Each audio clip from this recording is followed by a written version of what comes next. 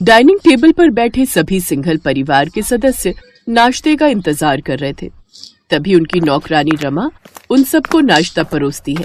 ये लो जिया बेटी, ये आज आपकी फेवरेट पसंद की मैक्रोनी बनवाई है, वो भी चीज एंड क्रीम डालकर। और हाँ, ये फ्रेश ऑरेंज जूस भी पियो। Oh thank you so much mummy, आप बेस्ट मम्मी हो जो डेली मेरे लिए डिफरेंट ब्रेकफास्ट बनवाती हो नौकरानी से। आपको पता है, जब मैं अपनी फ्रेंड्स को बताती हूँ ना आज हमने ब्रेकफास्ट में क्या खाया, तो वो मुझसे जलने लगती हैं। इनके घर में तो ऐसा नाश्ता बनता ही नहीं है। जहाँ एक तरफ सिंघल परिवार महंगा महंगा नाश्ता खा रहे होते हैं, तो वहीं उनके पड़ोस में रहने वाली गरीब 8 साल की अनु सूखी रोटी नमक के साथ खा रही थी। जिया की नजर अपनी खिड़की से जब उस गरीब अनु की प्लेट पर पड़ती है, तो उसकी प्लेट में सूखी रोटी और नमक देख जिया मन ही मन हंस रही होती है, क्योंकि उसे तो अपनी अमीरी पर खूब घमंड होता है। उधर गरीब का एक छोटा सा घर होता है। रसोई में गरीब बहू ममता सूखी रोटी बना रही थी। उसका बेरोजगार पति रमेश काम की तलाश में बाहर गया था। उसकी बूढ़ी सास चारपाई पर लेटी हुई थी। सूखी रोटी और नमक देखकर अनु कहती है, माँ हमें हर दिन ये सूखी रोटी नाश्ते में क्यों खानी पड़ती है? उधर देखो जिया के घर कितना बढ़िया खाना बनता है। काश हम भी सुबह सुबह ऐसा अच्छा नाश्ता कर पाते। बेटी, हमारे पास जो है हमें उसी में खुश रहना चाहिए। हाँ जानती हूँ, कभी कभी कुछ अच्छा खाने का मन करता है। एक बार तेरे पापा को काम मिल जाए तो मैं तेरे लिए कुछ अच्छा सा नाश्ता बना दूंगी। आप हमेशा ही ऐसे झूठ बोलती हो, मुझे नहीं खानी है सूखी रोटी और नमक। गुस्से में अनु अपना नाश्ता छोड़कर स्कूल के लिए पैदल चल पड़ती है। उधर जिया नाश्ता करके कार में बैठकर अपने स्कूल चली जाती है। वो दोनों एक ही स्कूल में पढ़ते थे। स्कूल पहुंचकर सभी क्लास के बच्चे आपस में बातें कर रहे थे। तभी एक लड़की अनु से, अनु सुना है तुम्हारे घर हर दिन नाश्ते में सूखी रोटी नमक के साथ खाते हैं, तुम्हें अच्छा नाश्ता नसीब नहीं होता क्या? ये सुनकर अनु की आंख भर आती है और सभी बच्चे उस पर हंसने लगते हैं। उधर जिया भी बड़े घमंड से अपने घर में बनने वाले लजीज नाश्ते के बारे में बात करती है। हाय, मैंने तो आज पेट भर के लजीज पास्ता खाया और साथ में ऑरेंज जूस भी पिया। बड़ा ही टेस्टी था। पता है रोजाना ऐसे ही बढ़िया बढ़िया नाश्ता बनता है मेरे घर में। हाँ, मेरे घर में भी सैंडविच बना था जो कि बड़ा ही टेस्टी था। मुझे तो समझ ही नहीं आता ये गरीब लोग सूखी रोटी और नमक का नाश्ता कैसे कर लेते हैं। फिर क्लास में टीचर आ जाती है तो सभी चुप हो जाते हैं, लेकिन उन सबको खुद का मजाक उड़ाता देख अनु को बड़ा बुरा लगता है और वो उदास हो जाती है। दिन में वो दुखी होकर स्कूल से घर आ जाती है, जहाँ उसका उतरा हुआ चेहरा देख उसकी माँ ममता उससे पूछती है, क्या हुआ मेरी बच्ची, तेरा चेहरा क्यों उतरा हुआ है? किसी ने कुछ कह दिया क्या? माँ, वो जिया है ना, वो स्कूल में अपनी सहेलियों के साथ मिलकर हमारे नाश्ते का खूब मजाक उड़ाती है। आप तो जानती हो ना जिया को अपनी अमीरी का कितना घमंड है। हर बार की तरह इस बार भी वो अपने घर के नाश्ते की खूब तारीफ कर रही थी। ये सुनकर ममता का चेहरा भी उतर जाता है, लेकिन वो कर भी क्या सकती थी। वो फिर से घर के कामकाज में लग जाती है। ऐसे ही देखते देखते रात हो जाती है। रात को वो गरीब परिवार फिर से चिंता में बैठा हुआ होता है। हे भगवान, हमारी रोजी रोटी का इंतजाम कर दो। आखिर कब तक हम गरीब ये सूखी रोटी नमक के साथ खाते रहेंगे? अनु को भी स्कूल में सब चिढ़ाते हैं। सच कहूँ माँ जी, मुझे अनु के लिए बड़ा दुख होता है। हम उसे अच्छा नाश्ता तक भी नहीं दे सकते। तुम चिंता मत करो, हर गरीब का कभी न कभी अच्छा समय आता है।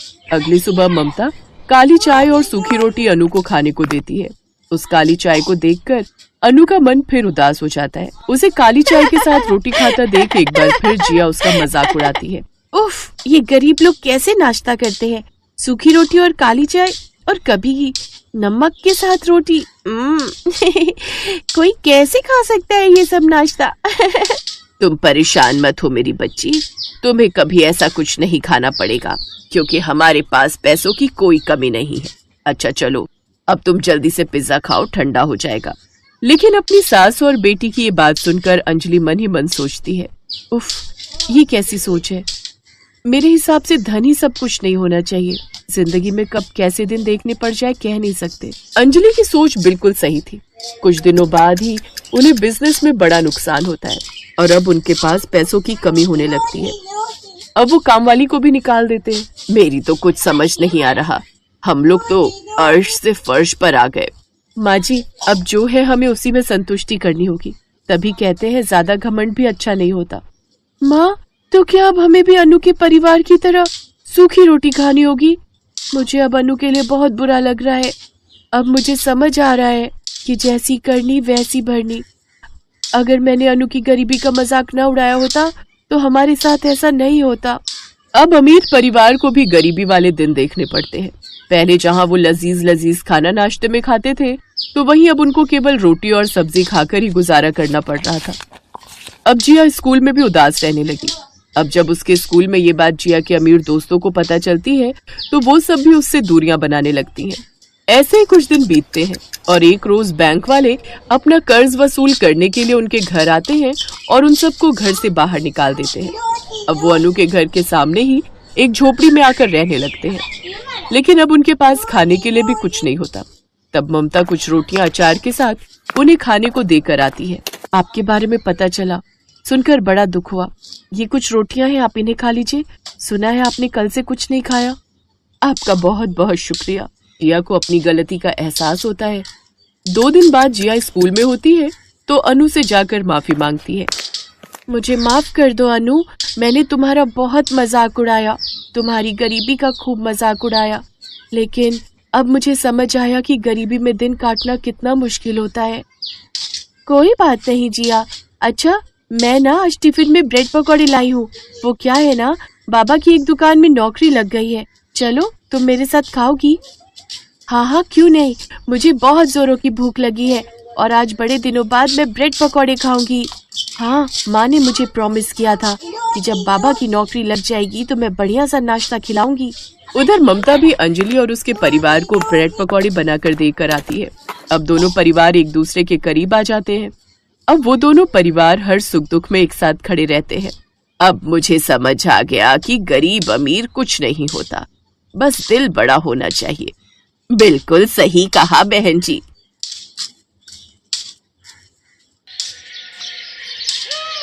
ओह गॉड, यहाँ तो पूरा श्रिंक भरा पड़ा है गंदे बर्तनों से। सब बर्तन जूठे पड़े हैं। अब मैं खाना कैसे बनाऊं? ये मेरी देवरानी दिव्या भी ना एक नंबर की आलसी है। सुबह जब शीला बर्तन धोकर जाती है तब तो सबके लिए नाश्ता बना लेती है, लेकिन जब शाम को यहाँ बर्तनों का पहाड़ इकट्ठा होता है तो वो महारानी अपने कमरे में चूहे की तरह डूबकर बैठ जाती है। अभी बताती हूँ मैं इसे। दिव्या, अरे ओ दिव्या, कहाँ है? क्या हुआ जेठानी जी, मुझे बिग बॉस देखना है। अरे मुझे यहाँ सबके लिए रात का खाना बनाना है, लेकिन यहाँ तो बर्तनों का ढेर लगा हुआ है और तू महारानी है कि जिसे अपना बिग बॉस देखना है। चल पहले जल्दी से सारे बर्तन धो। हैं? क्या मैं बर्तन धो? ना बाबा ना, मैंने आज ही मैनिक्योर करवाया है, फिर उसके पैसे वेस्ट चले जाएंगे। ये तो तेरा हर हफ्ते का बहाना है। जब जानती है कि घर के कामकाज में खराब होना है तो क्यों बेकार पैसे फूंक कर आती है। चल अब बर्तन धो, मुझे खाना बनाने में देर हो रही है। एक बार कह दिया ना नहीं धोऊंगी, आप धो लो, मैं खाना बना लेती हूँ। इसी तरह दोनों एक दूसरे पर बर्तन धोने का काम टाले जा रही थी। उधर बाहर डाइनिंग टेबल पर बैठे घर वाले खाने का वेट कर रहे थे। हे राम, खाना कहाँ रह गया? मेरे पेट में तो चूहे कूद रहे हैं, लेकिन ये रसोई से आवाज कैसी आ रही है? माँ लगता है दोनों फिर से शुरू हो गई। धत तेरी की, फिर तो मिल गया हमें आज भी खाना। अनुज बेटा ऐसा कर, तू बाहर से ही खाना मंगवा ले। एक दिन इन दोनों बिल्लियों की लड़ाई में भूख के मारे ही मैं परलोक न सिधार जाऊं। हाँ भी ऑर्डर कर देता हूँ मैं, वैसे भी हमारे पास और चारा भी क्या है। उधर दोनों अभी भी बहस ही किए जा रही थी।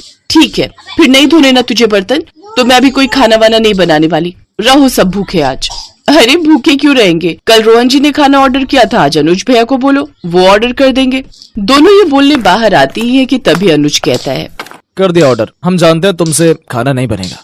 तुम दोनों से मिलकर खाना और बर्तन धोने तक का काम भी नहीं होता क्या? मुझे तो आप कुछ ना ही बोलो जेठ जी तो बेहतर रहेगा। मैंने सुबह का खाना और दोपहर का खाना बनाकर अपना काम पूरा कर लिया था। सिर्फ रोटियां सेकने को दोपहर का खाना बनाना नहीं कहते। हाँ, अब जो भी हो, काम तो हुआ था ना। बस करो, दोनों रिकॉर्डर की तरह शुरू होती हो तो बचती ही रहती हो। कुछ देर बाद डिलीवरी बॉय खाना ले आता है। सब चुपचाप उस खाने को खा लेते हैं। अगली रात दोनों में फिर से रात की रसोई का संग्राम छिड़ जाता है। तभी पड़ोस की कमला आंटी वहाँ आती है। ये ले रश्मि, आज अपनी बेटी के यहाँ गई थी। उसके बेटे का मुंडन था ना, तो वहीं भंडारा था, सोचा तुम्हारे लिए प्रसाद लेती चलूं। लो, तुम सब भी खा लेना। अरे वाह, फिर तो आज रात की रसोई बनानी नहीं पड़ेगी। और ना वो बर्तन धोने पड़ेंगे। रश्मि ये देखकर खुश हो जाती है। फिर दोनों देवरानी जेठानी बर्तन ना धोने पड़े इसलिए एक बड़े से भगोने में आलू की सब्जी डाल देती हैं। एक कटोरे में हलवा और बड़ी सी परात में पूरियां परोस देती हैं। फिर सबको उसी में एक साथ खाने को कहती हैं। तुम पागल हो गई हो क्या? सब इसमें एक साथ कैसे खाएंगे? चल तो दिव्या, जरा इन्हें खाकर तो दिखा। दोनों पूरियां तोड़कर सब्जी में डुबोती हैं, खाने लगती हैं। उन्हें ऐसा करते देख सबको उन पर गुस्सा तो आ रहा था, लेकिन वो खाने के अलावा उनके पास और कोई चारा नहीं था। वो रात तो जैसे तैसे कट गई, लेकिन अगली शाम फिर वही कहानी छिड़ गई। देख, कल तो कमला आंटी भंडारा दे गई थी, लेकिन आज तो तुझे बर्तन धोने ही पड़ेंगे। क्या दीदी, मैं बहुत थक गई हूँ, आज रहने देते हैं। मैं उनसे कहकर बाहर से ही खाना मंगवा लेती हूँ। ये सुनकर रोहन गुस्से में आ जाता है। चुप रहो, अपना मुंह बंद रखना।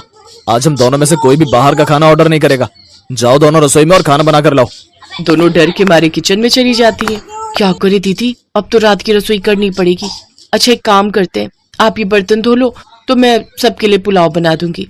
हा, आई बड़ी बर्तन धो दो, खुद धो ले समझी। और रही उन लोगों के बाहर का खाना ना खाने की बात, तो कोई बात नहीं, हम उन्हें बाहर का खाना मंगवाने के लिए नहीं कहेंगे और ना ही हम खुद घर पर बनाएंगे। मैं कुछ समझी नहीं, अभी बताती हूँ। रश्मि डब्बे समेत नमकीन, मुरमुरा और बिस्कुट लेकर घर वालों के सामने रख देती है। ये रहा आप लोगों का आज का खाना। इन दोनों का बस चलेगा ना तो हमें रोज मंदिर के बाहर लंगर में बैठकर ही रात का खाना खाना पड़ेगा। इनके रहते तो हमें रात की रसोई नसीब ही नहीं होगी। बस बस बहुत हुआ, आज तो हम जैसे तैसे ये खा लेते हैं, लेकिन अगर कल से खाना नहीं मिला तो फिर तुम लोगों की खैर नहीं। जी ठीक है, लेकिन उनके पास इसका भी जुगाड़ था। अगले दिन दिव्या बाजार से जाकर कुछ डिस्पोजेबल प्लेट्स ले आती है। यार दिव्या, खाना तो डिस्पोजेबल में खा लेंगे, लेकिन खाना बनाने के लिए तो वो बर्तन धोने ही होंगे ना। कुकर, कढ़ाई, ये सब तो चाहिए ही ना। फिकर नॉट, ये देखो 2 मिनट में बनने वाली मैगी, अब हम सब यही बनाएंगे। दोनों फिर से काम चोरी दिखाती हैं और नूडल्स बनाकर डिस्पोजेबल में डालकर दे देती हैं। ये देख तीनों अपना माथा पकड़कर बैठ जाते हैं। लेकिन अगले दिन सास ने दोनों बहुओं को सबक सिखाने का फैसला किया। अगली शाम रसोई से बर्तन धोने की आवाज आती है। दीदी, अभी तो हम रसोई में गए भी नहीं, फिर ये बर्तन धोने की आवाज कहाँ से आ रही है? चलो देखते हैं। दोनों अंदर जाकर देखती हैं तो अनुज बर्तन मांज रहा होता है, रोहन धो रहा होता है और बूढ़ी सास पार्वती खाना बनाने लगती है। ये देख उन दोनों को बड़ी शर्मिंदगी होती है। ये आप सब क्या कर रहे हैं? बहू, अब तुम दोनों से तो ना बर्तन धुलते हैं ना खाना बनता है, तो हमने सोचा हम खुद ही ये काम कर लेते हैं ताकि हमें रात की रसोई खाना तो नसीब हो। तुम दोनों जाओ और आराम करो। नहीं माँ जी, हमें माफ कर दीजिए, हमारी रहते आपको ये सब काम करना पड़ रहा है। हाँ माँ जी, हमसे भूल हो गई, हमें अपनी गलती का एहसास हो चुका है। अब से आपको कभी शिकायत का मौका नहीं देंगे। हमारे रहते हमारे पतियों को जूठे बर्तन और माँ जी आपको खाना बनाना पड़ रहा है। नहीं नहीं नहीं, आप सब बाहर जाइए, हम 1 घंटे में खाना बनाकर लाते हैं। अच्छा ठीक है, तुम कहती हो तो रहने देते हैं। चलो बेटा। माँ और बेटे बाहर आकर खूब हंसते हैं और एक दूसरे को आंख मारकर कहते हैं, मिशन सक्सेसफुल।